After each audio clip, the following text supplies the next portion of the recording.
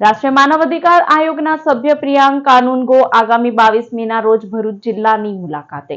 રાષ્ટ્રીય માનવ અધિકાર આયોગ નવી દિલ્હીના સભ્ય પ્રિયાંક કાનૂનગો આગામી 22મી મે 2026ના રોજ ભરૂચ જિલ્લાની મુલાકાતે પધારનાર છે. આ મુલાકાત દરમિયાન તેઓ જિલ્લામાં માનવ અધિકાર, સમાવેશી વિકાસ અને કેન્દ્ર તથા રાજ્ય સરકારની વિવિધ કલ્યાણકારી યોજનાઓના અમલીકરણની વિસ્તૃત સમીક્ષા કરશે.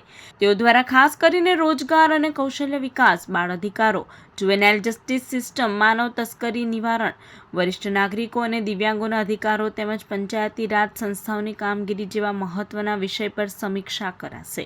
આ ઉપરાંત નર્મદા વેલી સભ્યતા સાથે જોડાયેલા સાંસ્કૃતિક વારસાની જાળવણી અને સ્થાનિક સમુદાયોના પ્રશ્નો અંગે પણ તેઓ ફિલ્ડ વિઝિટ અને પરામર્શ કરી શકે છે. આ હાઈ પ્રોફાઇલ મુલાકાતના આગોતરા આયોજન અને સંકલન માટે ભરૂચ જિલ્લા કલેક્ટરની અધ્યક્ષતામાં એક મહત્વની બેઠકનું આયોજન કરાયું હતું.